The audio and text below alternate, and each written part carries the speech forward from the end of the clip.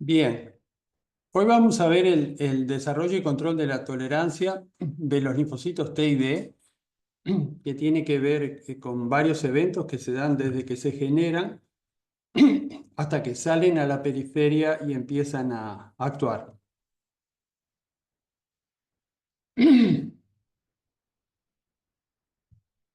Los puntos en particular que vamos a ver son una visión general para recapitular algunas de las cosas que ya vimos, por ejemplo, qué tipos de linfocitos B existen también qué tipos de linfocitos T existen y dónde se genera cada uno. Eso va a ser parte de lo que vamos a ver en la clase.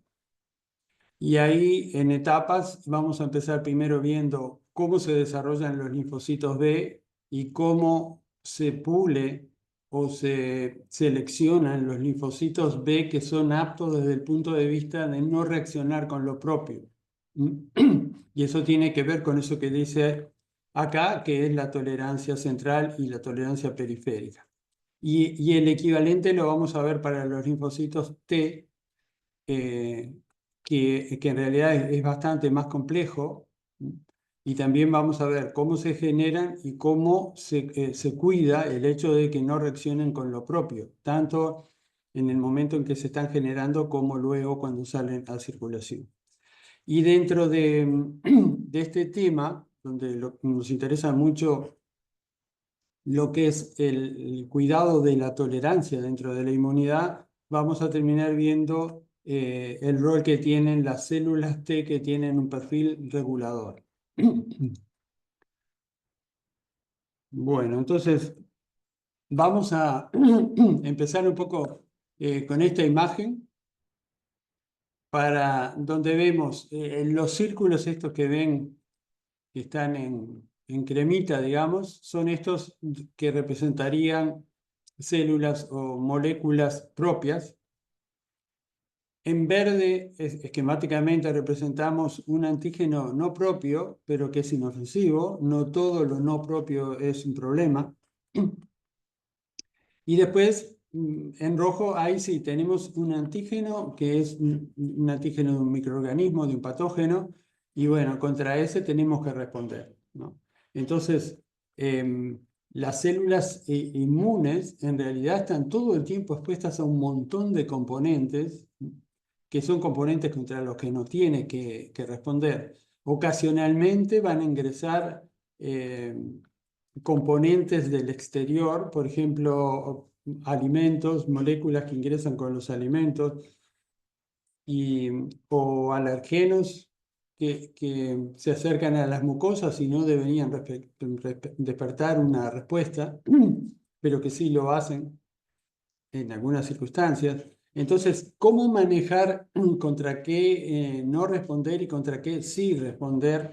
Ese es un filo de la navaja por el que se mueve la inmunidad, que en realidad es extremadamente delicado y que implica mecanismos muy complejos y que afortunadamente funciona bien en la mayoría de los casos, por eso estamos acá, pero que en algunas ocasiones vamos a ver que eso no es así, ¿tá? Y van a tener clases más avanzadas del curso que trata con los problemas derivados de eso, o sea, cuando se rompe la tolerancia y aparece autoinmunidad.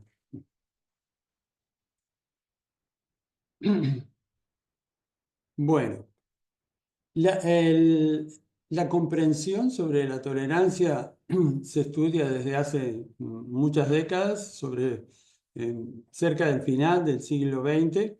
Comenzaron a hacerse experimentos como este que les muestro acá, donde se trasplantaba un trozo de piel de este ratón a este otro.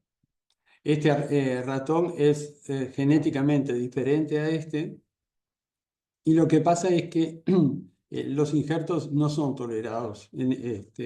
Cuando el background genético del donante es distinto al del receptor, no son tolerados. Algo de eso hablamos en la clase en que vimos el MHC, la presentación de antígeno. Sin embargo, y ahí hubo un experimento muy importante que realizó Medawar, Si se pasan células de este animal a este otro cuando es un neonato, cuando está en la etapa fetal, y dejamos que el ratón evolucione, entonces ahora sí va a aceptar este trasplante. O sea, el hecho de que células de este animal se pusieran en contacto con este en una etapa especial, ¿no?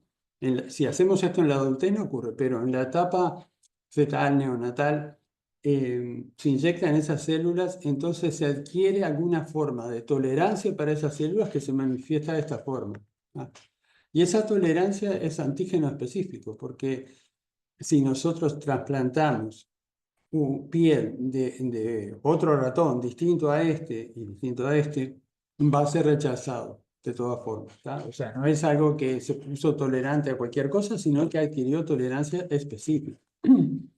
Y este es el experimento que resultó en esta publicación, que es como un hito en el estudio de la tolerancia, ¿no? Bueno, entonces para entender la tolerancia tenemos que ir a ver cómo se generan las células del sistema inmune. Sobre todo nos vamos a enfocar en cómo se generan estas células, ¿verdad? En este caso, tendremos que preocuparnos por la tolerancia, en el caso de estas células, incluso las NK. Bueno, la respuesta es que no, en general no, porque esas células usan receptores seleccionados a través de la evolución que fueron probados porque su forma de reconocimiento no da lugar a problemas. Pero acá tenemos otra situación que es la de receptores que se generan en forma aleatoria y entonces no tenemos control sobre el hecho de que una recombinación aleatoria, cuando dé lugar al receptor correspondiente, no vaya a haber clones que deban ser eliminados porque de otra forma van a reaccionar contra lo propio, ¿no? Entonces, eso es lo que llamamos tolerancia central, porque ocurre en el momento en que las células se están generando. O sea, si este es un precursor linfoide, en algún momento va a dar lugar a linfocitos diferenciados, y estos linfocitos, en el proceso en el cual se generaron, sobre todo en las etapas finales, son controlados respecto a su reactividad con lo propio, ¿no? Y muchos no pasan ese control.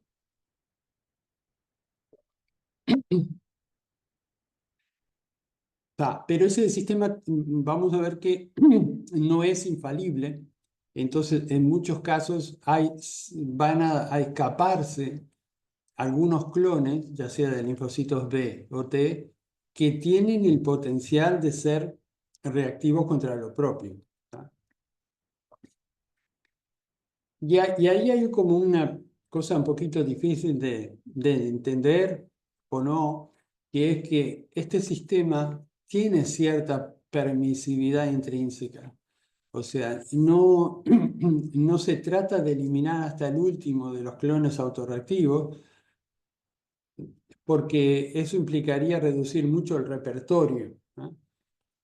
Los clones que reaccionan fuertemente son eliminados, pero algunos de reactividad modesta se permite que pasen y se apuesta a controlar su autorreactividad en la periferia, ¿no?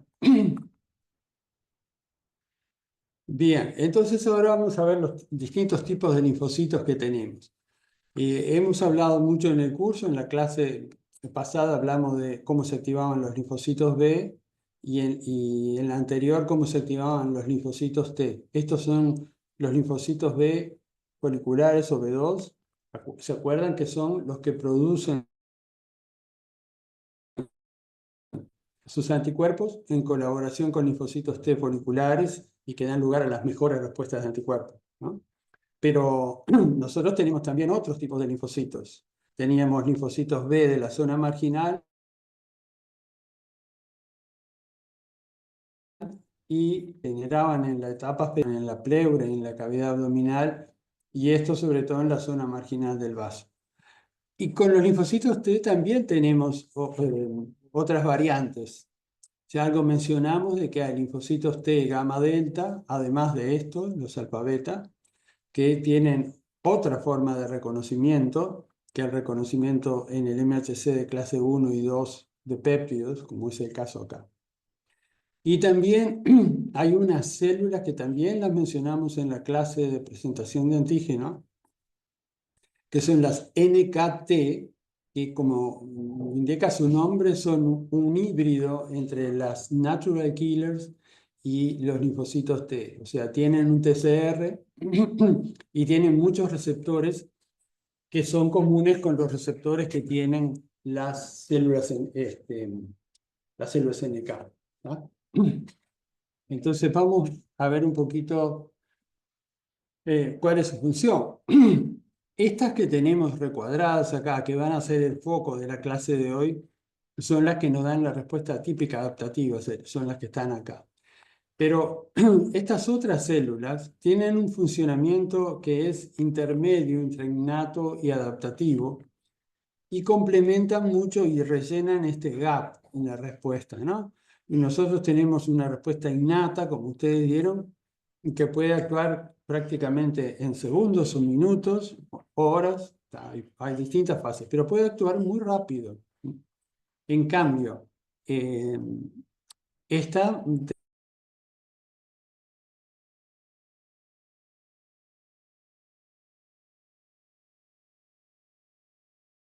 tenemos que esperar varios. En el medio se pueden activar estas otras.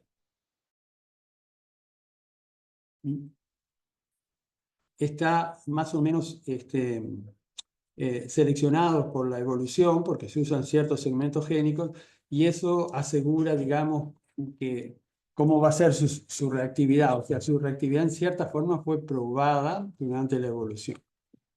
Y bueno, finalmente van a actuar los linfocitos T y B, en el caso de los T, los alfa beta, ¿ah? Y los B foliculares.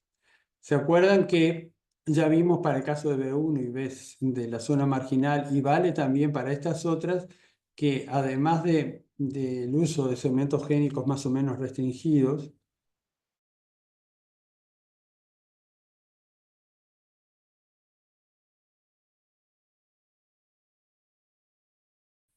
que dan esta PRRs, lo cual facilita su activación, ¿no? Y también estaba este concepto de que en el caso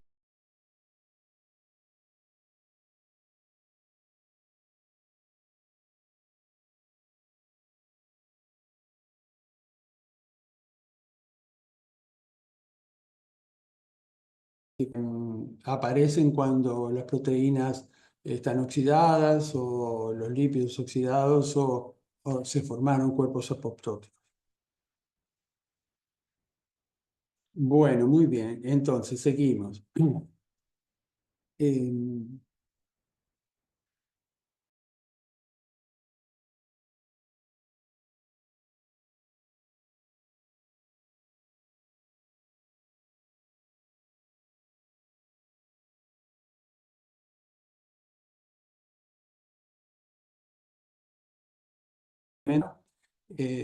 y que ven que en todos los casos tienen rangos importantes de variación. Eso depende de cómo se ajusta a la respuesta que se está dando. Esto es la proporción de linfocitos que deberíamos encontrar más o menos en la sangre normal. Y entonces ahora vamos a empezar a ver el desarrollo en particular de los linfocitos B, ¿no?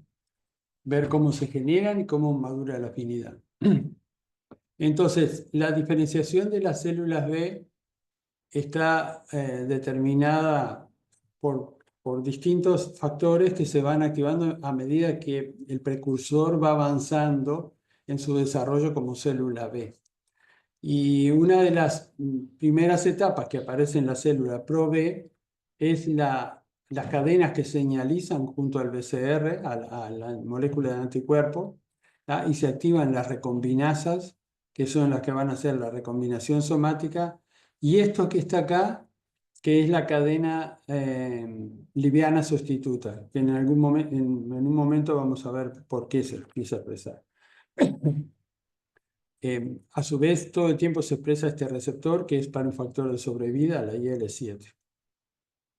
Y esta es la enzima que cuando está habiendo diversidad de unión y se están soldando los segmentos, agrega nucleótidos en forma aleatoria. O sea, cuando se están dando las uniones, como por ejemplo, acá estamos mostrando la unión del D con el J, que es lo primero que ocurre. No se juntan todos a la vez. Primero estaría formado esto y después se elige algún segmento B para unirse. Los segmentos D, si se acuerdan de la clase de recombinación somática, tienen la ventaja de que pueden leerse siempre sin problema porque están diseñados para no generar nunca un codón de stop, no importa en qué marco de lectura se lean. Nunca aparece un codón de stop. Lo cual atentaría mucho con que se forme un BDJ, como el que está acá, que sea productivo, o sea, que pueda sintetizarse, biosintetizarse, porque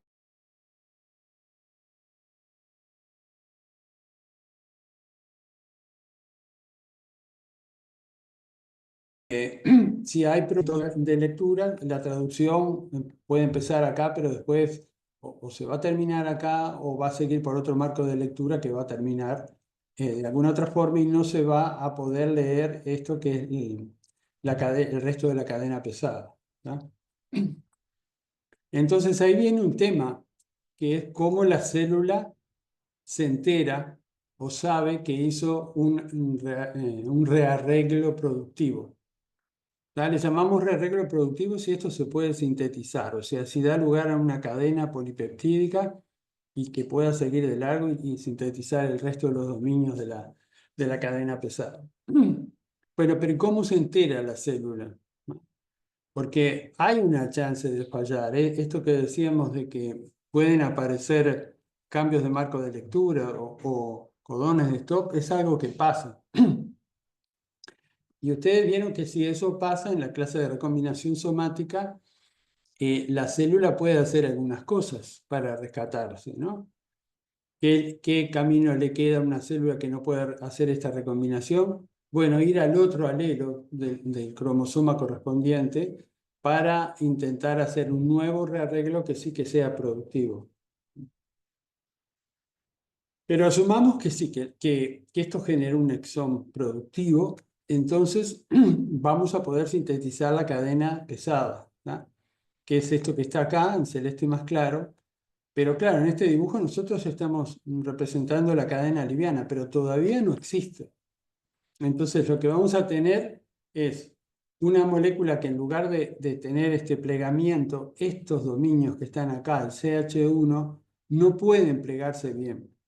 Entonces es retenida en el retículo, ¿sí? En este formato, y de esa forma no puede ser exportada a la superficie.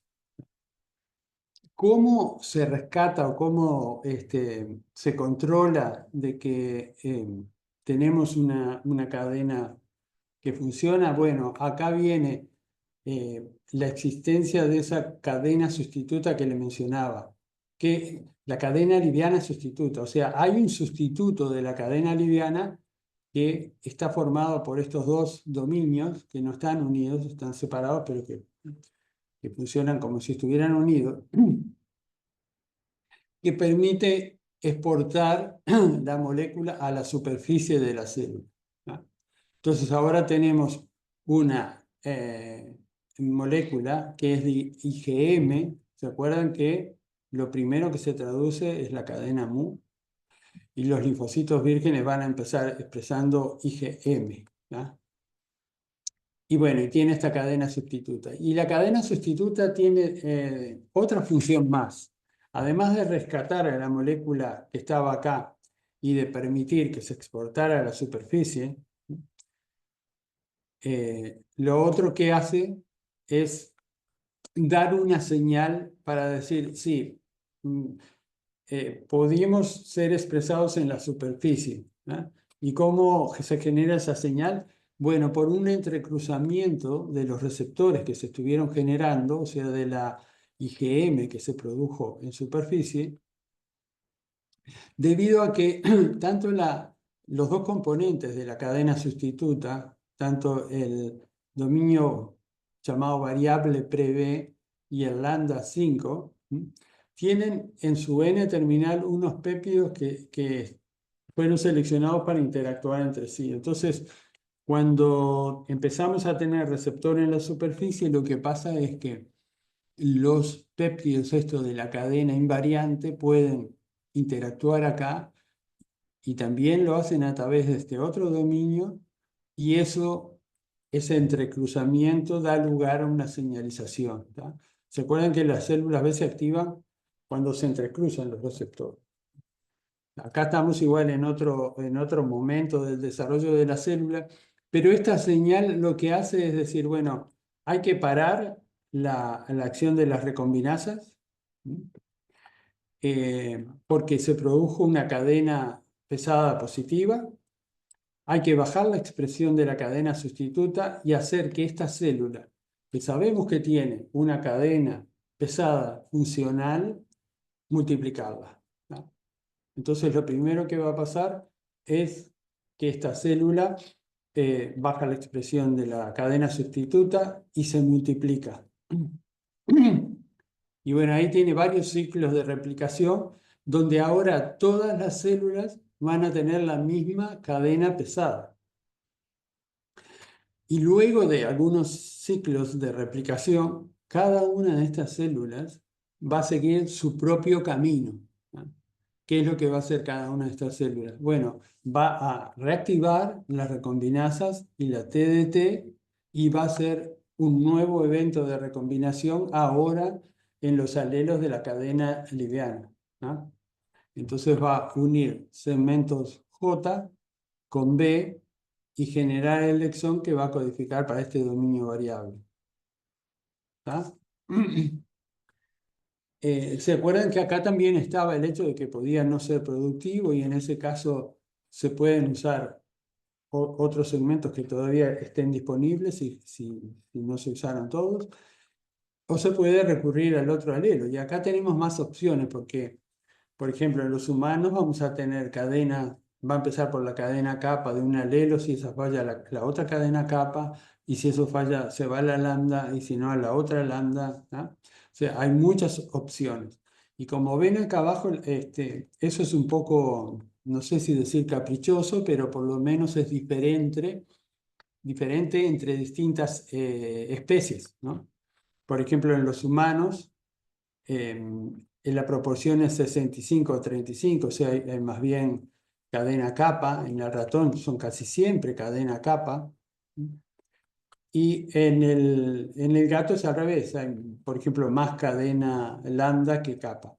Esto no tiene mucha importancia funcional, pero sí tiene importancia en algunos casos desde el punto de vista diagnóstico, porque si nosotros, por ejemplo, los humanos hacemos este balance con una muestra de- del DNA los linfocitos en circulación y vemos que está muy corrido, por ejemplo, que ahora hay 95% de lambda, ahí vamos a tener un indicio de que hay algún problema de algún tipo de cáncer hematológico en el cual un clon se expandió que secreta una inmunoglobulina lambda y entonces es el dominante.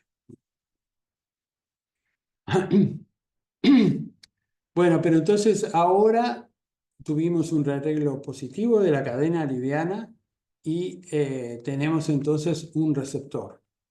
Este receptor es funcional y bueno, tenemos acá la célula va a ver si es, digamos, si reacciona con lo propio o no, con demasiada fuerza. Esto se prueba en esta instancia. Y luego, si eso está bien, va a salir a la periferia y de esta misma forma se generan todos los tipos de células B, las foliculares como la de la B de la zona marginal y las B1. ¿Tá? Aunque acá, por el estadio y por digamos, cómo se organiza la cantidad de producción de uno y otro tipo celular, hay diferencias, como ustedes ya vieron, en el uso de segmentos génicos. Bueno. las células B que se generaron tienen que salir a la periferia y ahí tienen que madurar. Ven que acá dice célula B inmadura. Acá salieron a la periferia. Y ahora vamos a ver un poco en qué consiste esa maduración. O sea, vamos a poner el ojo en esta célula B inmadura que estaría saliendo a la circulación. Pero antes tenemos que ver que no reaccione con lo propio. ¿Ah?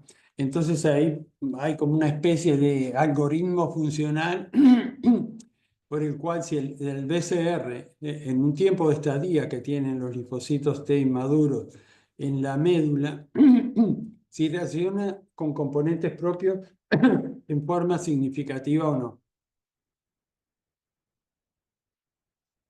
Si no reacciona con componentes propios, entonces va a poder salir a la periferia. ¿Tá? Y ya no nos preocupamos más, por lo menos de esta etapa. ¿Qué pasa si reacciona con componentes propios? ¿Eso significa que ya está descartada la célula, es el final? No. Si reacciona con componentes propios, si es extremadamente fuerte, lo más probable es que sea eliminada por apoptosis, pero dependiendo del nivel de reactividad y sobre todo si no es demasiado fuerte, se le da como una segunda oportunidad. ¿Tá? Y esa segunda oportunidad está vinculada al hecho de que reactiva las recombinasas y puede volver a ser una recombinación de la cadena liviana. La cadena pesada no la puede recombinar otra vez porque no le quedan más segmentos D. Los segmentos D se usan, solo se queda con uno cada vez que hace una recombinación. Pero el BJ no es así. Por ejemplo, si se generó inicialmente este BJ que ven acá, porque se usó, pongamos, el B25 con el J3, puede agarrar y usar un B de número más bajo que 25, cualquiera, y un J más alto que el 3, y ahí hacer un nuevo evento de recombinación. Y ahí se vuelve a sintetizar una nueva cadena pesada, liviana, que sustituye a la anterior, y se vuelve como a probar, ¿ah? Como veíamos acá. Otra vez, la célula queda un tiempo ahí viendo si interactúa con componentes que hay en la médula. Y bueno, y acá otra vez va a pasar lo mismo. Si esta nueva cadena liviana eliminó la reactividad con lo propio, la célula va a pasar este control y va a salir a la periferia. Y si no, hace este evento varias veces a medida que le van quedando segmentos B para acá y algún J, pero si ya usó este J no le queda ninguna otra alternativa bueno, que usar ese, ¿no? Entonces, luego de unos ciclos, si la cosa sigue mal, termina muriendo por energía clonal, pero si no, es una chance de rescatarlo. Bueno, y ahora sí, vamos a ver qué pasa con este linfocito B inmaduro cuando sale a la periferia. Y cuando sale a la periferia, sale con este perfil inmaduro que no es muy auspicioso si no logra madurar. Entonces, tiene una vida media restringida de unos pocos días, donde se le da la chance de que encuentre un sitio donde madurar. ¿Ah? Entonces, el sitio de madurar es alguno de los folículos del vaso, o puede pasar en otro órgano linfoide secundario, donde estas células tienen que competir por sitios de anidado, digamos, o nichos donde poder anidar. ¿Tá? Y si logran anidar, van a estar en contacto con algunas células que interactúan con los linfocitos inmaduros y que le proporcionan secreciones de esta citoquina que se llama VAP y otras citoquinas que le promueven el desarrollo de un fenotipo maduro. En el fenotipo maduro aumenta la expresión de IgD, antes no tenía, ¿tá? Y sigue expresando IgM. Siempre la IgM va a ser dominante. Acá está dibujado como una, pero en realidad son muchas, ¿tá? Pero aumenta la expresión de IgD o empieza a expresar IgD. Si no logra en estos 3 días, si no logra conseguir un nicho para madurar, se mueren directamente estas células en el formato inmaduro. ¿Tá? Y bueno, esto parece un poco económicamente ineficiente, pero la razón es el de promover una intensa circulación de los linfocitos en su estado inmaduro, para exponerlos a los distintos antígenos que hay presentes en la periferia. Eso lo vemos mejor en esta lámina. El linfocito inmaduro, que como dijimos no expresa IgD, que tiene una vida media muy corta, debe circular hasta que consiga un nicho de maduración. ¿No? Pero si en el estadio inmaduro, fíjense que expresa solo IgM, se encuentra con un antígeno propio, acá va a depender de la fuerza de la señal. Si es muy fuerte, puede ser directamente eliminado, o si no se le puede adquirir un fenotipo de anergia, un fenotipo anérgico. ¿Ah? Ahora voy a volver a comentar sobre esto. Pero supongamos que no reacciona con lo propio en este periodo por el cual anduvo por todos lados, hasta que finalmente consiguió un sitio donde madurar. Y entonces va a cambiar su perfil, como decíamos, va a empezar a expresar también IgD. ¿Va? La mayoría sigue siendo IgM, pero expresa también una alta expresión de IgD. En estas circunstancias es que está casi pronto ya para responder contra cualquier antígeno. Bueno, ¿qué pasa si en estas condiciones, a pesar de que había recirculado, ahora se encuentra con un autoantígeno? Bueno, ahí puede ser que capte el antígeno. Acá estamos mostrando un antígeno de superficie de una célula, pero puede ser un antígeno soluble también.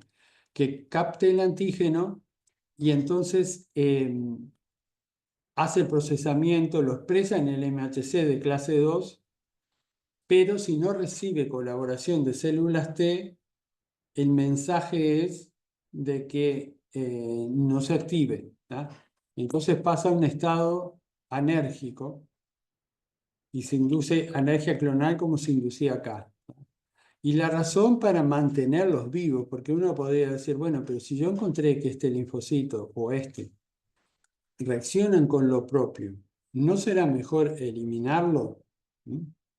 No, en general, si la interacción fue moderada, no demasiado fuerte, se tiende a conservarlos en un estado anérgico. ¿Qué quiere decir un estado anérgico? Quiere decir que el linfocito todavía va a tener su receptor, el BCR, y va a tener la capacidad de presentar antígenos, pero si se encuentra con el antígeno y lo expresa, o aún si tiene interacción con una célula T, lo más probable es que no tenga la capacidad de responder porque está en ese estado anérgico. ¿Ah? Solamente si el estímulo es muy fuerte porque hay un contexto inflamatorio muy potente y hay muy fuerte estimulación antigénica, entonces sí se va a activar. ¿Tá? ¿Y eso qué nos garantiza? Fíjense que esa situación que les estoy describiendo de un proceso inflamatorio muy fuerte que pueda revertir ese estado anérgico, solo se va a dar si hay una infección, ¿no? En condiciones normales no se va a dar ese estado de alta inflamación. Entonces, lo que va a pasar es que ese linfocito B se activa, aunque tenía cierta reactividad cruzada, porque acuérdense, no era muy fuerte, se activa, es útil contra este antígeno del agente infeccioso, o sea, no nos quedamos sin esa población. Y luego, cuando haga los procesos de maduración de la afinidad en permutación, su afinidad, su especificidad se va a enfocar más en el antígeno del patógeno, que se parecía en algo al antígeno propio, pero que no era idéntico. ¿Tá? Y de esa forma entonces se utilizó como punto de partida un linfocito que tenía cierta reactividad con algo propio, pero finalmente se le derivó enfocándolo en la reactividad del antígeno del patógeno. ¿tá? Es una forma de preservar un poco el repertorio. Pero bueno, un linfocito B, que pasa por todo este proceso y que no entra en anergia acá ni acá porque no tiene reactividad con lo propio, bueno, esta es la población de linfocitos vírgenes que a nosotros nos dan el tipo de respuesta que vimos la clase pasada. ¿Tá? Bueno, entonces eso es todo con respecto a las células B. Ahora vamos a ver un poco qué pasa con cómo es el control sobre la generación y maduración de linfocitos T. Profe, disculpe, Sí, no entendí mucho lo de energía. sí, no es fácil lo de la energía, pero voy a intentar ir de nuevo. A ver, podemos verlo en forma simplificada para no ver este caso, por ejemplo, que es más complicado. Pero supongamos que de la médula ósea, vieron que en la médula ósea también había un evento de selección, ¿no? En la médula ósea dijimos, si no reacciona con componentes propios, que salga, ¿tá? Y si reacciona con componentes propios, reedita la cadena pesada, etcétera, etcétera. Este no reacciona con componentes propios, no es totalmente absoluto. Si la reactividad con componentes propios es moderada, ¿m? o débil, se los deja pasar, ¿tá? Por lo tanto, puede haber que la mayoría de los linfocitos inmaduros o los linfocitos que salen no van a reaccionar con lo propio, ¿tá? Pero algunos tienen cierta reactividad. ¿Por qué se hace eso? Porque es bastante común que aparezca algo de reactividad con lo propio, aunque sea de baja afinidad. ¿M? Y si el sistema eliminase todos esos linfocitos que reaccionan, aunque sea un poquito con lo propio, capaz que nos quedamos con un repertorio muy limitado, ¿no? Muy poquitos linfocitos. Después, cuando aparece una infección, capaz que no tenemos linfocitos de los cuales elegir. Entonces, lo que hace el sistema es un poco permisivo acá y es permisivo en la periferia también. En la periferia, cuando sale este linfocito, vamos a asumir que este linfocito tiene cierta reactividad, ponele con la albúmina humana. Es un linfocito humano que tiene cierta reactividad con la albúmina humana. Entonces, si se encuentra en la periferia con la albúmina humana, la albúmina humana en realidad es soluble. Vamos a poner otro ejemplo.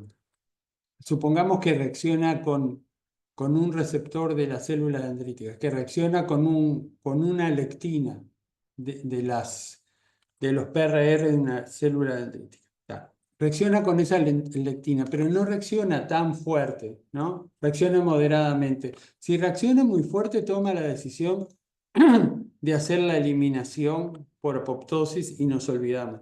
Pero si es modesta la interacción, lo lleva a un estado que llamamos de anergia, ¿tá?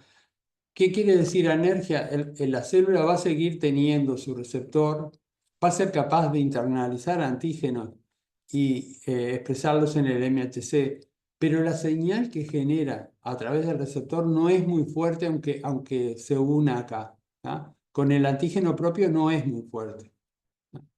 Entonces, ¿qué pasa si aparece? Y bueno, entonces ese linfocito puede andar en circulación por el cuerpo y nunca va a armar lío porque su interacción es modesta, no llega a disparar una respuesta importante, ¿tá? ¿Por qué? Porque fue llevado a un estado de anergia, no anda, no está con una actividad total, como si fuera un linfocito virgen, ¿tá? Es un linfocito enérgico. Reacciona un poco con lo propio, pero cada vez que se encuentra con el antígeno propio, como está en un estado enérgico, no reacciona, ¿tá? Pero ahora supongamos que en vez de aparecer esto que era la lectina, esta que está acá, ahora aparece un antígeno de un patógeno que sí se une más fuerte acá y además que está en un contexto inflamatorio potente. ¿Cuándo tenemos un contexto inflamatorio potente? Cuando tenemos una infección, ¿tá? Si no, no tenemos esa situación. Entonces, en ese contexto de inflamación potente, esa reactividad contra el antígeno del patógeno va a dar lugar a revertir la energía y este linfocito ahora se puede activar, ¿ah? Y funciona como ya ahí se deslinda de la energía y pasa a ser un linfocito que puede ser efector produciendo anticuerpos. El- Eso inmediatamente, por cómo es el proceso, va a pasar a formar un centro germinal y ahí empieza a haber mutaciones por hipermutación somática, como vimos en la clase pasada. Al haber hipermutación somática, se van a seleccionar los que tienen mayor afinidad por el antígeno del patógeno, que es lo que está ahí, ¿no? Entonces, cada vez se va a enfocar más en el antígeno del patógeno y va a ir perdiendo reactividad con lo propio. Eh, Porque tampoco sería buena idea que generamos anticuerpos IgG o anticuerpos muy activadores contra aquel componente propio, más allá de que la interacción era débil, ¿no? Entonces, hay un antígeno propio, originalmente la interacción era débil, pero después, como aparece este otro antígeno que es del patógeno y hay maduración de la afinidad, termina reaccionando contra este. No sé si ahora lo entendiste, pero básicamente, este, si lo expliqué bien, no solo si vos lo entendiste, pero básicamente lo que hace el sistema es no restringirse mucho, eliminando a todos los clones autorreactivos, sino que aquellos que son moderadamente autorreactivos les induce un estado por el cual para activarse tiene que ser mucho más potente la activación, y ese es un estado de energía. Claro, bien. Sí, sí, ahora ya entendí. Muchas gracias. Sí, está. Por eso es medio entreverado, no es muy fácil de entender. Y yo siempre dije, ¿por qué no las elimina y chao? Pero bueno, un poco la razón principal viene por ese lado. También actúan un poco compitiendo, pero después eso lo vamos a ver con los linfocitos T. Bueno, entonces esto más o menos lo habíamos visto. Y vamos a pasar a ver la generación y maduración de linfocitos T. ¿Tá? Entonces, esto ocurre en el timo. Y el linfocito T se va a generar mediante distintos procesos que van a ocurrir acá a partir de un progenitor que se generó en la médula ósea, pero que por la distribución, digamos, de tareas, agarró para el lado de seguir un programa T, ¿tá? Tiene un compromiso de desarrollo hacia el lado de célula T. Eso lo hace abandonar la médula como progenitor y vía sangre migra hacia el timo y con unas vénulas parecidas a las vénulas del alto endotelio, sale de circulación en el timo. Y ahí va a dar lugar a distintas poblaciones. Estas que estamos viendo acá son los clásicos linfocitos T alfa beta. Pero también este precursor puede dar células NKT y linfocitos T gamma delta, ¿tá? En el curso nosotros nos enfocamos en esto, pero es importante que ustedes sepan que se producen acá también estas otras células. ¿Sí? Y refresquemos un poco, cuando hablamos de las células NKT, estamos hablando de estos linfocitos. ¿Qué característica tienen estos linfocitos? Que son linfocitos que están a medio camino entre lo innato y lo adaptativo. Es que linfocitos hacen recombinaciones con segmentos génicos muy determinados. Por ejemplo, fíjense que esta población en particular es como monoclonal, usa el segmento génico B número 14 de la cadena. ¿Se acuerdan que hay varios segmentos génicos que se combinan con los D y los J? Bueno, une el 14 de los segmentos B del dominio variable de la cadena alfa 14 y el J alfa 18. O sea que esa cadena está como predeterminada, ¿tá? Y después hay un poco de variación de la siguiente, pero también Acá para la cadena delta también se usan segmentos génicos medios restringidos. Eso hace una conformación de receptor T que está muy orientado a reconocer lípidos y que fueron seleccionados esos receptores T para reaccionar con estas moléculas que no son como, están en el locus del MHC, pero que no son ni el MHC de clase 1 ni de clase 2. Se llaman CD1 y tienen la misma estructura que una molécula de MHC de clase 1, pero el piso es más profundo y más hidrofóbico en la cavidad, de tal forma que acá pueden alojar la parte lipídica de estos lípidos que reconocen, y acá va la parte más polar. ¿Tá? Estos lípidos pueden ser tanto derivados de patógenos como lípidos propios de la célula presentadora que son liberados tras el influjo de la activación de los PRR de la célula presentadora. ¿No? Entonces aparece este patógeno con sus PRR, estimula en distintos PRR de acá. El patógeno tiene distintos PAMs, estimula distintos PRR. Eso hace que esta célula, además de procesar los lípidos y presentarlos, secrete ciertas citoquinas que dependerá del patógeno, y eso, junto con este estímulo, hace que esta célula rápidamente se active y secrete citoquinas.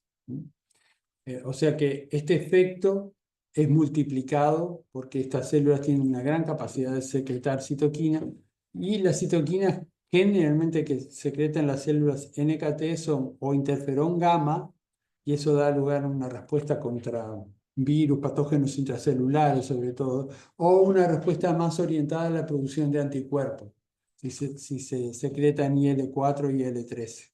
¿Tá? Así que bueno, estas células las genera Timo, y vamos a ver brevemente cómo se genera. Y después se producen también linfocitos T gamma delta, ¿no? Que son estos que están acá. Bueno, los linfocitos T gamma delta tienen funciones también que están más cercanas de lo innato. Muchos de estos linfocitos generan receptores que son casi con especificidad preconcebida y se van a alojar en distintos sitios anatómicos y son residentes de ahí, y ahí se autorrenuevan. Y bueno, después hay otros que están en circulación y pueden activarse. Y como ven acá, hay tres formas principales de activación. Una es que parte de los receptores que se generan reconocen moléculas de estrés, o sea, moléculas que aparecen en células que están dañadas o células infectadas, y estos linfocitos, como son citotóxicos, las pueden destruir. También participan en el reconocimiento de lípidos asociados a moléculas especiales, estas CD1, ¿tá? Que no hay solo CD1D, hay CD1A, B, C. Bueno, estos también pueden reconocer con su receptor TCR estos complejos, y bueno, de la misma forma, destruyen a esta célula, generalmente va a ser una célula infectada, tumoral o dañada. Y también hay células T gamma delta que responden a lípidos solubles, ¿sí? En que gran parte del reconocimiento es orientado a lípidos. Reconocen lípidos solubles que aparecen en determinados contextos de infecciones, y ese reconocimiento lo que hace es que se activen, obviamente, y hay una etapa de proliferación. Y acá ven, por ejemplo, el dato. En la sangre, los linfocitos gamma delta son muy bajo porcentaje, el 1 al 5%. Pero si hay una infección, y es muy común en el caso de que aparezcan algún tipo de lípido soluble, entonces más del 50% de todas las células gamma deltas en circulación eh, van a reconocer ese antígeno y van a ser dominante por ejemplo, bueno, ya sea que estén en los epitelios o incluso en sangre. ¿Tá? Ese es el caso, por ejemplo, de algunas infecciones bien conocidas como la tuberculosis, salmonelosis, malaria, toxoplasmosis y otras, ¿no? O sea, no es una contribución menor que tienen a la inmunidad, pero es más, la forma de reconocimiento es también bastante variada, parecido a lo que pasa con los anticuerpos, pero su reconocimiento está muy orientado a un reconocimiento casi innato. Hay menos versatilidad de lo que tienen los receptores T alfa beta. Cualquiera de estas interacciones, además de la citotoxicidad, da como resultado de esta activación la activación de otras células. O sea, que ahí hay una contribución, como veíamos con las NKT, las células que vimos recién, estas de acá, así como estas contribuyen en minutos a aumentar la producción de citoquinas, lo mismo pasa con estas. Estas, a través de estos mecanismos, dan una rápida producción de citoquinas que ayuda a la activación de la inmunidad adaptativa, ¿tá? Haciendo que maduren las células dendríticas y activando directamente a estas células.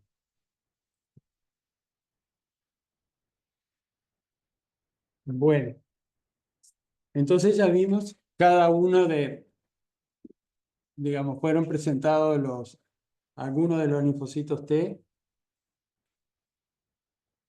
De los alfa betas ya sabemos bastantes cosas.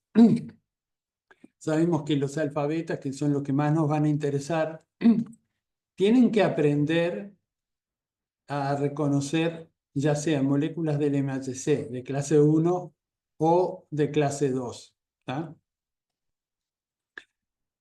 Y eso va a estar en coordinación con el correceptor que van a tener. Si reacciona con el MHC de clase 1, van a tener este correceptor, y si reacciona con MHC de clase 2, este otro.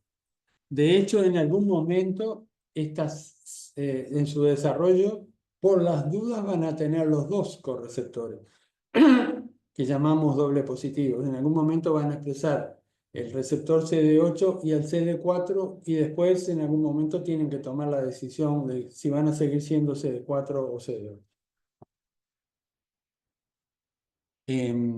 El otro punto importante que estamos repasando acá es que el TCR de los linfocitos T se va a seleccionar para que reconozcan en el MHC esto que está en violeta, ¿tá?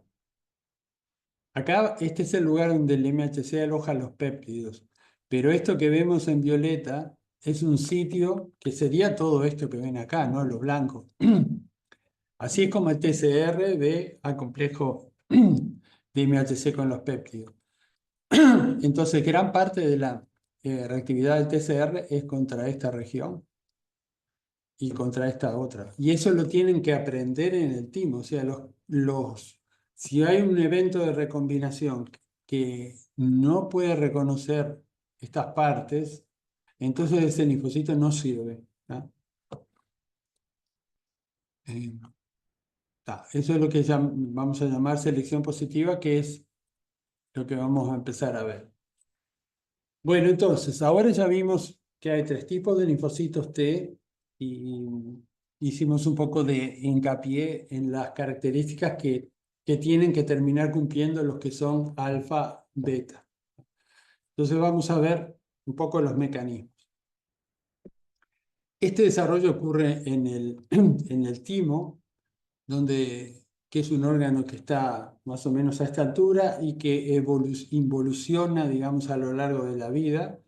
Ya desde la adolescencia empieza a ir marcha atrás y cada vez se va achicando, achicando, achicando, hasta que en los 60 años o algo así deja de producir células T, y bueno, ahí los individuos que ya tienen un timo atrofiado, digamos, solo tienen las células T que generaron a lo largo de su vida, que se autorrenuevan. O sea, los linfocitos T vírgenes que le van quedando se autorrenuevan. Claro que se restringió la diversidad. Y bueno, y tiene muchas células T de memoria también. Bueno, la estructura del timo, hay un síndrome que se llama DiGeorge, que justo estas personas carecen de timo, y bueno, Lo que pasa es que tiene muchos otros problemas, pero el no tener timo significa no tener buenas células T o no tener células T y por lo tanto ser muy susceptibles a las infecciones. Pero bueno, los que tenemos timo, o tuvimos, como en mi caso, el timo está formado por estas cápsulas que vemos acá, con una zona cortical, que sería esto de acá, y una zona medular. Y los linfocitos precursores, que empezaron un programa de célula T en la médula y migran hacia el timo, ingresan al timo por unas vénulas especiales donde trasvasan de forma parecida como hemos visto que trasvasan las células inmunes, y una vez que están en el timo, tienen tropismo por la zona cortical, donde hay una gran expresión de esto que está escrito ahí, que se llama Notch, que es un receptor que tienen estas células, y eso le refuerza el programa de célula T, ¿tá? Y dispara la activación de las recombinasas, y entonces el linfocito va a empezar a generar su TCR. Que el locus del TCR tiene segmentos génicos, vamos a mirar este que está acá, por ejemplo, que es más convencional, tiene segmentos génicos B y J. Hay otros como, como la cadena beta, que además tienen segmentos génicos D, como ven acá, organizados de una forma un poco distinta, como veíamos en los anticuerpos. ¿Tá?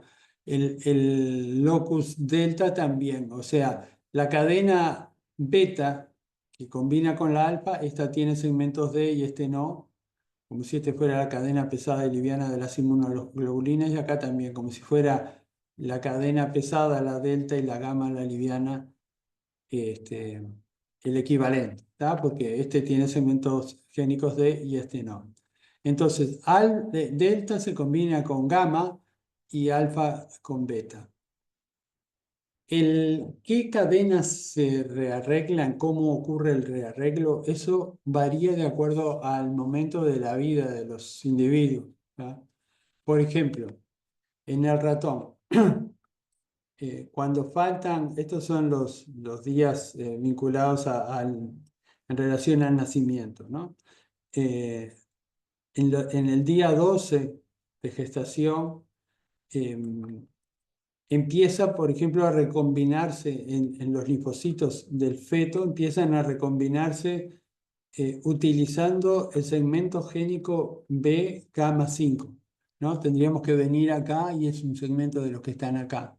Entonces empieza a usar este segmento y hace recombinaciones usando ese segmento exclusivamente y genera una población de linfocitos que son solamente gamma delta con una especificidad muy fija que han sido evolutivamente elegidos para estar en la piel. ¿Tá? Entonces van y migran hacia la piel.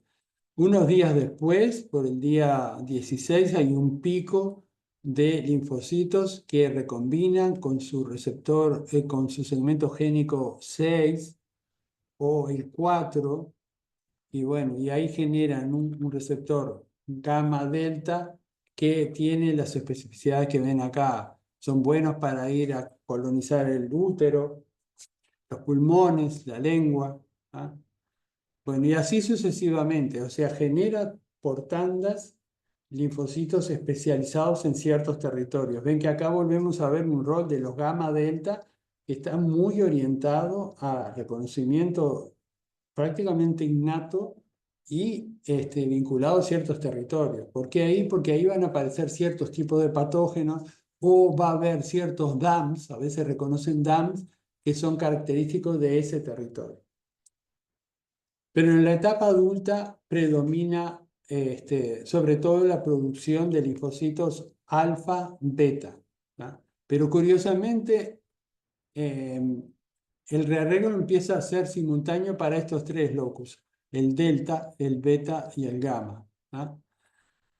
El beta corre con una ventaja que se va a mostrar en la superficie con un alfa sustituto, y entonces se va a formar un beta alfa sustituto que es más fácil de formar que este, y este otro porque acuérdense que muchos eventos de recombinación son improductivos y hay que volver a tomar otro segmento génico y ver si se rescata, bla, bla, bla. En definitiva, en la vida adulta se están produciendo sobre todo linfocitos alfa beta, que además ven acá que en el locus alfa está contenido el locus delta, de tal forma que si los segmentos B alfa se recombinan con los J alfa, estos se van, ¿ah? Se eliminan y ya nunca más va a poder ser generar un gamma delta. Bueno, entonces así se generan los gamma delta cuando eventualmente se produce un rearreglo gamma delta que le gana en la carrera al beta pre-beta. Y ahí hay mecanismos para que estos salgan de cuidado de que no reaccionen con lo propio que ocurre acá, pero eso no lo vamos a ver. Nosotros nos vamos a enfocar en los alfa beta. Y primeros no expresan ni el CD4 ni el CD8, o sea, son doble negativos, ni el TCR, pero es lo primero que hacen.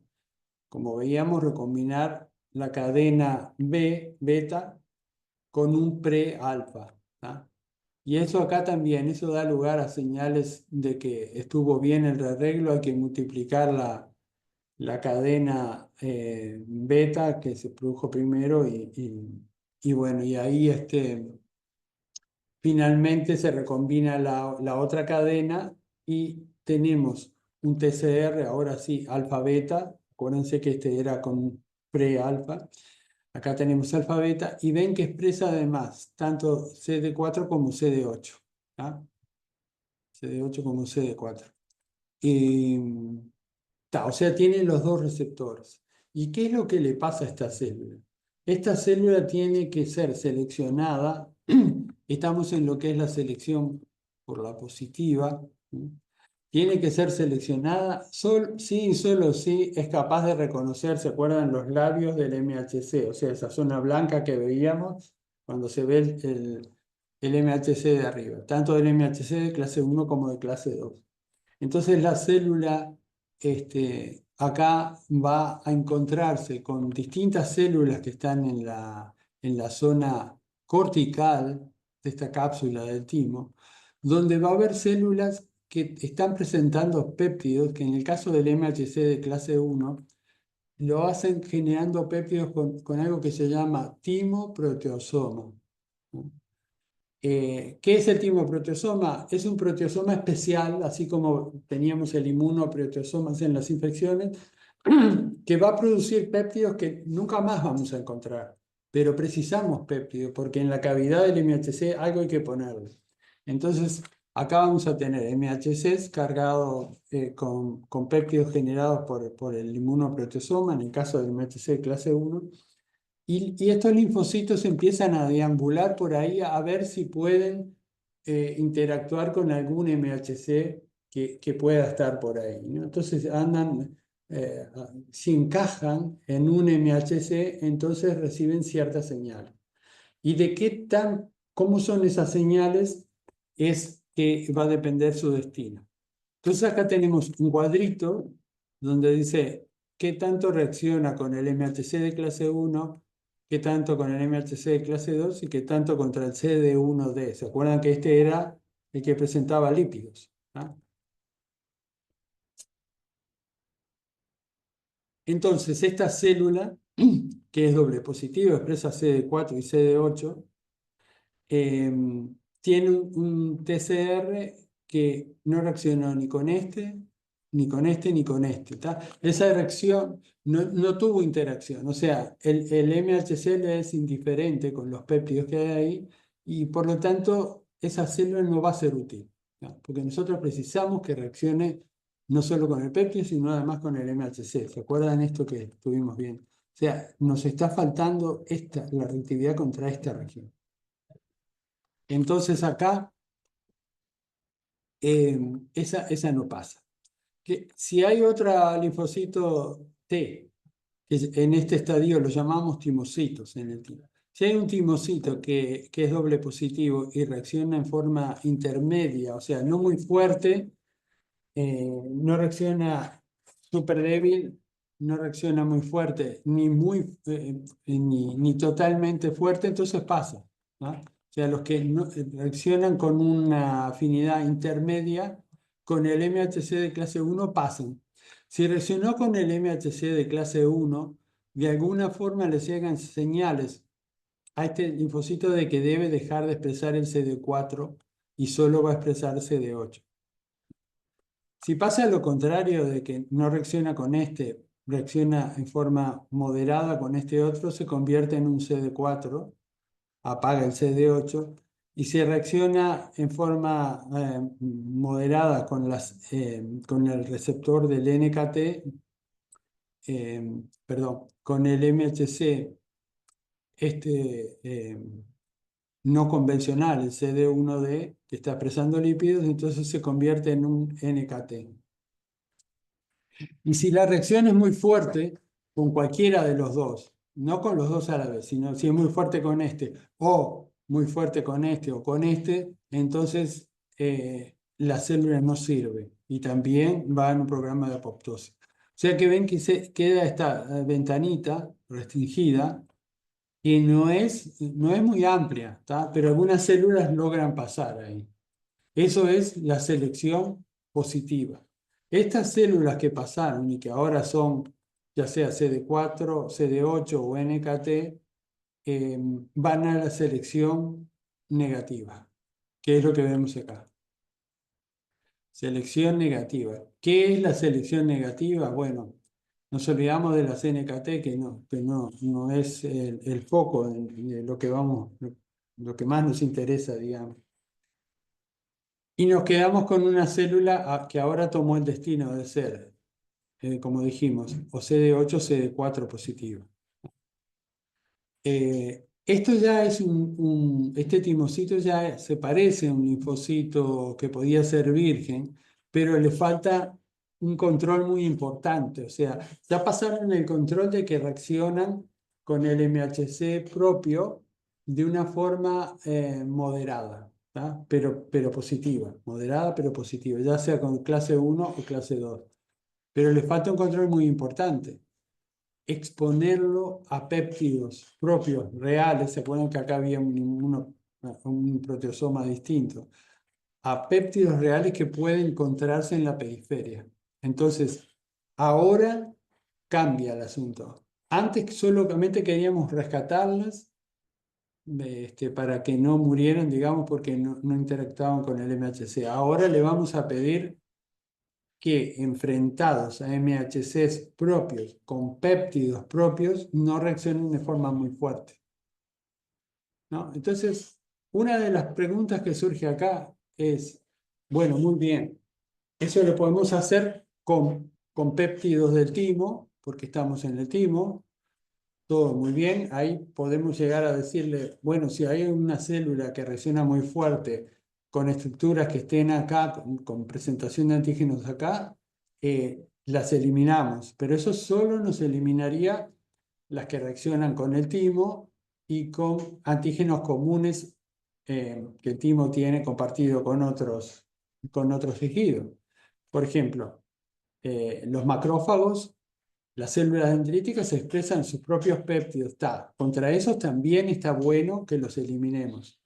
Pero ¿qué pasa con los antígenos del páncreas? ¿Qué pasa con los antígenos que puede haber en la lengua, en el órgano que a ustedes se les ocurra? ¿Cómo controlamos la reactividad contra eso?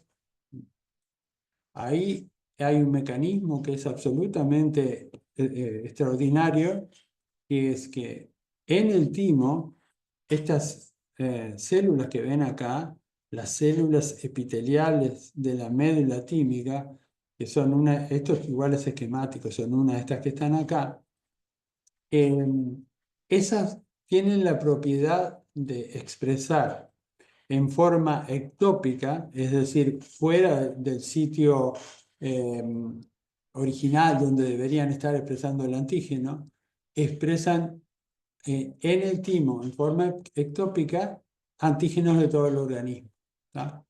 Pero ¿y eso cómo es posible? Bueno, ahí hay una desregulación o regulación orquestada específicamente por un gen particular que es el gen AIDE. Por suerte tiene un nombre que para nosotros es fácil de recordar, que es un gen que dispara en cada una de estas células un número muy alto de genes que, que normalmente deberían encontrarse en tejidos específicos. Ven, por ejemplo, en este cuadro se muestra, se expresan péptidos tanto del intestino como del cerebro, de los leucocitos, de la epidermis, de la glándula tiroides, de los riñones, y así sucesivamente. Entonces, estas células, además de sus propios antígenos y de los que podrían captar de ahí, van a expresar péptidos derivados de estos tejidos. Y si hay linfocitos que reaccionan demasiado fuerte con con estas estructuras, entonces no pasan y mueren por apoptosis. Y acá ven como una slide que es un poco el resultado de lo que pasa en el timo, por el cual de cada 100 células que ingresan de estos timocitos en desarrollo, en las distintas instancias se van muriendo y no pasan en la selección, y al final nos quedamos con solo 2 o 3 de cada 100 de las células que entran pueden ser liberadas, ¿no? Entonces estas células ahora van a salir a circulación. Ahora, acá pasa lo mismo. Parte de los linfocitos débilmente autorreactivos no son eliminados por la tolerancia central, y esto tiene la misma razón que veíamos para los linfocitos B. Tiene como objetivo el mantener un repertorio importante y no limitarnos mucho, ¿no? Entonces, la apuesta del sistema es a controlar eso en la periferia. Que es justamente lo que vamos a ver y que es lo que plantea esta pregunta.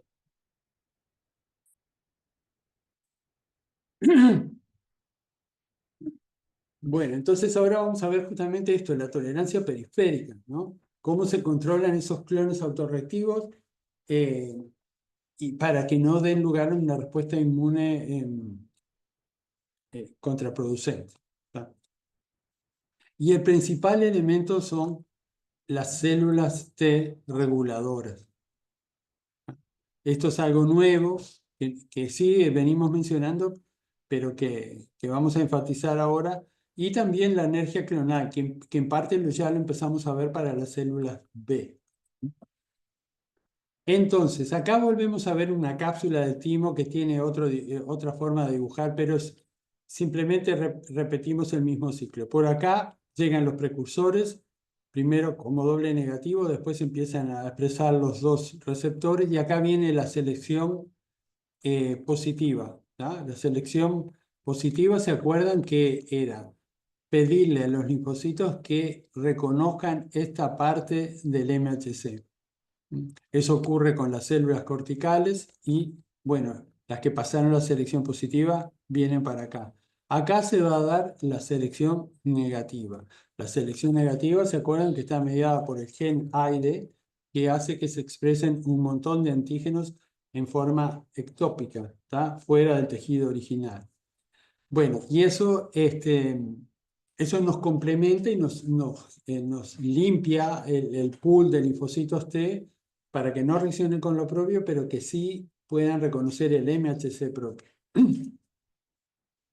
Y eso podemos representarlos acá en función de la fuerza de la interacción.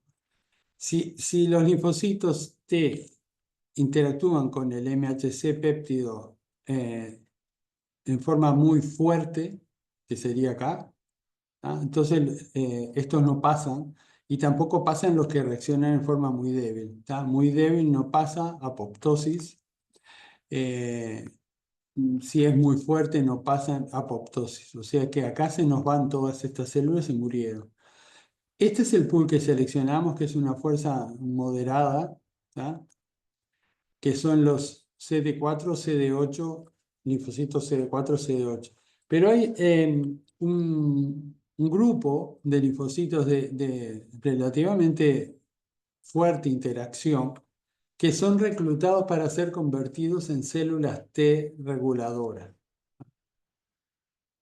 ¿Qué hacen las células T reguladoras? Las células T reguladoras fueron seleccionadas porque se sabe acá que reaccionaban en forma bastante fuerte, no súper fuerte, bastante fuerte, con componentes propios. ¿Tá? Entonces el sistema, en vez de eliminar a todas las que reaccionan en forma fuerte con componentes propios, estas que son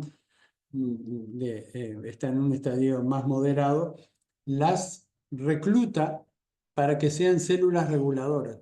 Como sabe que reaccionan con componentes propios, quiere que en la periferia, que siempre va a haber componentes propios, cuando los reconozcan, se generen ahí un ambiente regulador hacia la baja. ¿No? Esa es la estrategia de las células T reguladoras. Y acá, esta sería una célula T reguladora que tiene como característica la expresión de este factor de transcripción, que es el que orquesta los genes que van a dar lugar al perfil regulador negativo. Y esta sería una célula dendrítica y este un linfocito T que podría activarse acá o no, dependiendo de lo que pase acá. O sea, las células T reguladoras van a estar reconociendo, esto va a ser un péptido propio, porque fueron reconocidas para esto, y bueno, vamos a ver ahí qué pasa, ¿tá? Con este péptido que puede ser no propio y que ahí capaz que nos conviene que esto se active. Bueno, la célula dendrítica cuando se activa va a producir, o sea, esta señal le produce la activación. A diferencia de los linfocitos T convencionales, las células T reguladoras no tienen la capacidad de expresar interleuquina 2, no pueden sintetizar interleuquina 2, que es lo que hacen los linfocitos estos cuando se activan. Lo primero que hacen es producen interleuquina 2 y proliferan. Entonces, acá hay más detalles de cómo son los mecanismos. Si ocurre esto de que reconoce su TCR, reconoce un MHC péptido, el correceptor se une acá, que es CD4 el correceptor. Esta célula va a proliferar. ¿Por qué? Porque le roba la interleuquina 2 que puede estar produciendo esta. ¿Tá? Si esta se empezara a activar, produciría interleuquina 2. Si eso pasa, esta se la roba. Se la roba a tal punto que la deja seca y no puede proliferar. Otra de las formas en que frena la activación de este linfocito es porque expresa una gran cantidad de CTLA4. Yo no sé si ustedes se acuerdan, pero cuando vimos activación de linfocitos T, vimos que una forma de regular la proliferación de células T para que no sea descontrolada era expresar CTLA4, ¿tá? Porque CTLA4 secuestra por unión, por su alta afinidad, la posibilidad de que secuestra a B7, digamos, y por lo tanto esta célula después no puede tener estímulo a través de B7, ¿no? Que es fundamental para que las células T se activen, ¿no? Bueno, ya vimos que tiene CTLA4 que le roba la interleuquina 2 y además cuando se activa secreta estas dos citoquinas que son antiinflamatorias que actúan tanto a nivel de la célula dendrítica en sí mismo como del linfocito que se está activando. Ven que las células T regulatorias no son una proporción menor, son 10 a 15% de los linfocitos T CD4 circulantes y tienen una capacidad de activarse mucho más fácil que los linfocitos T vírgenes. Por lo tanto, en esa competencia que estamos viendo en la lámina, siempre van a ganar las células T reguladoras, ¿tá? Sobre todo porque esto que ven acá, en el caso de la interleuquina 2, si bien esta célula no la puede producir, sí la puede consumir porque tiene ya expresado en forma basal constitutiva el receptor para la interleuquina 2, ¿tá? Que está formado por CD25. ¿Tá? O sea que en condiciones comunes nos vamos a encontrar con que en cualquier sitio de inducción va a haber células T reguladoras frenando la activación de los linfocitos T. La pregunta que uno se puede hacer acá es, bueno, pero si esto pasa, ¿cómo es que alguna vez podemos tener algo de activación? Porque según esto, nunca lo tendríamos, siempre le ganan los otros. Bueno, lo que pasa como siempre es que lo determinante es que si hay un proceso inflamatorio potente, las citoquinas inflamatorias tienen acción represora de la actividad de las células T, o sea que reguladoras, ¿no? Si tenemos una célula T reguladora, pero hay un flujo importante de citoquinas inflamatorias como la IL-6, TNF, ¿m? Eso hace que la célula T reguladora se aplaque y ya no regule tanto. Y a medida que se combate la infección y que luego este desaparece, otra vez resurge. ¿Ah? Bueno, las células T reguladoras no es algo menor, es algo súper importante. Sin células T reguladoras no podemos vivir. ¿Ah? Y este es un paper que se publicó desde 2007, pero que lo muestra así cabalmente, que es, si no, FOXP3, ¿se acuerdan qué es lo que les dije que es el regulador máster de esta célula? Si está FOXP3, estas células adquieren el perfil T regulador. Entonces, la expresión de FOXP3 está controlada por un promotor, esto es el ratón normal, pero se han hecho transgénicos que cuando expresa FOXP3 también expresa un receptor para la toxina difterica. Eso quiere decir que cada vez que se exprese esto, la célula va a tener este receptor. Por lo tanto, si nosotros inyectamos la toxina difterica, podemos hacer que todas estas células se mueran selectivamente sin afectar el resto del ratón. Cuando eso se hace, como ven acá, este es un ratón normal, son ratones normales a los cuales en este momento, a parte de ellos, se les eliminaron las células T reguladoras, a estos de acá no, y lo que ven es que ni bien a los pocos días, a los 10 días, empiezan a morir porque el sistema inmune los mata. ¿Ah? Al no tener esa regulación negativa, eh, por carecer de células T reguladoras, el sistema inmune, por motivos ínfimos, empieza a proliferar en forma descontrolada y elimina al individuo que no tenga células T reguladoras. Bueno, y las células T reguladoras también se pueden generar en la periferia, ¿sí? Cuando hay un contexto que así lo favorece. Por ejemplo, si estamos en una situación en la que hay un perfil de secreción de citoquinas como IL-10 o TGF-beta, por ejemplo, si está actuando otra reguladora, pueden inducirse reguladoras in situ. ¿Ah? Y ahí hay distintos tipos que no vamos a profundizar mucho en eso. Quédense ustedes con la idea de que además de las células T reguladoras centrales que se producen en el timo, como vimos, ¿ah? Y que son críticas para la inmunidad. O sea, no basta solo con el timo que pula el perfil de clones autorreactivos, se requiere las células T reguladoras que se generaron en el timo, pero también se pueden generar en la periferia. ¿Ah? En las células generadas en el timo se llaman células T reguladoras naturales.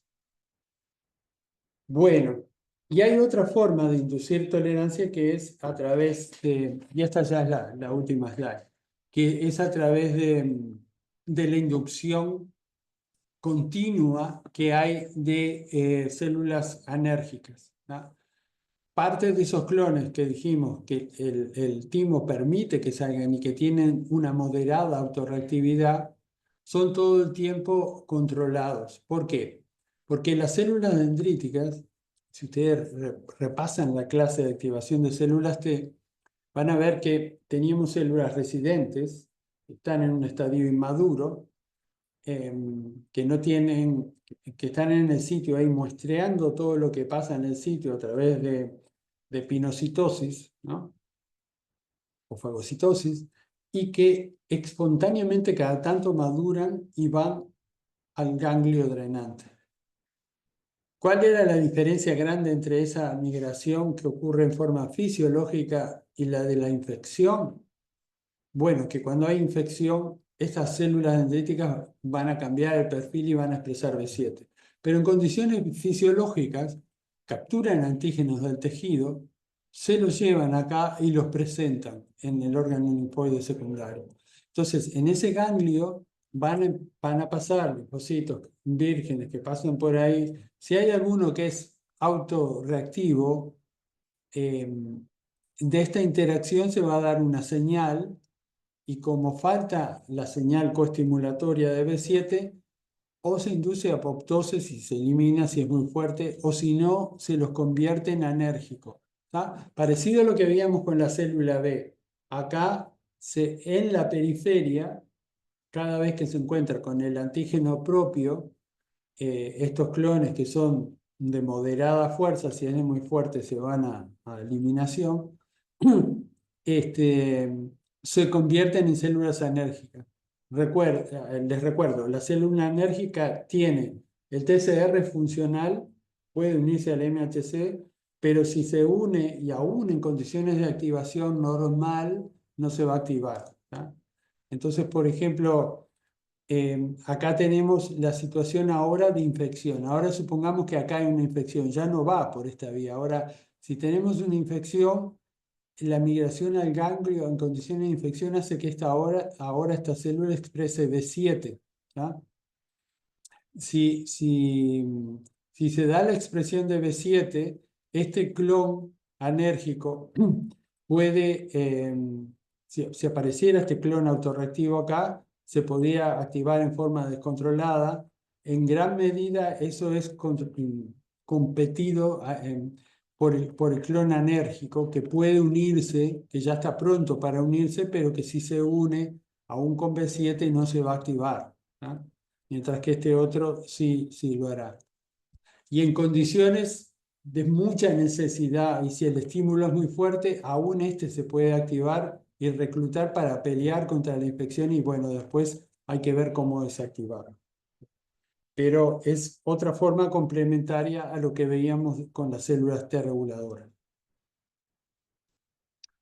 Y bueno, eso es un poco la panorámica general, que ven que pasa por mecanismos que son vinculados a el momento en que los linfocitos se están generando, pero que después tiene otras formas de control que apuntan a esos clones autorreactivos que por defectos o por permisividad para no eh, quedarnos con un repertorio muy finito, se dejan pasar. Bueno, hay mecanismos en la periferia que tienden a controlar.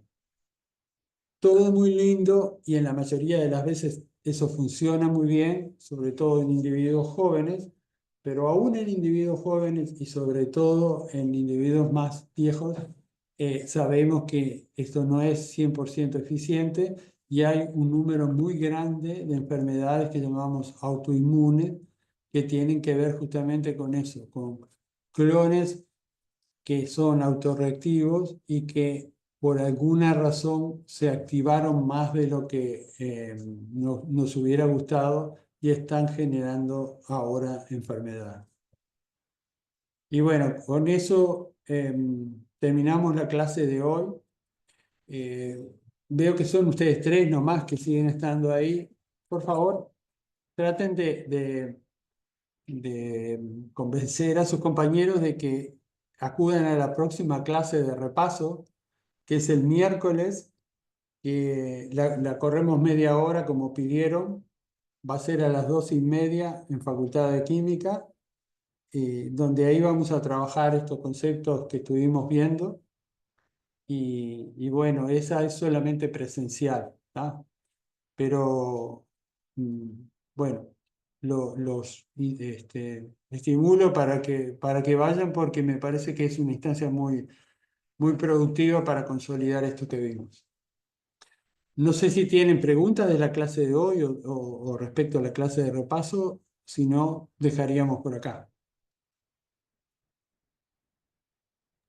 Bien, chao, gracias. Bueno, dale. Chao, chao. Gracias, nos vemos.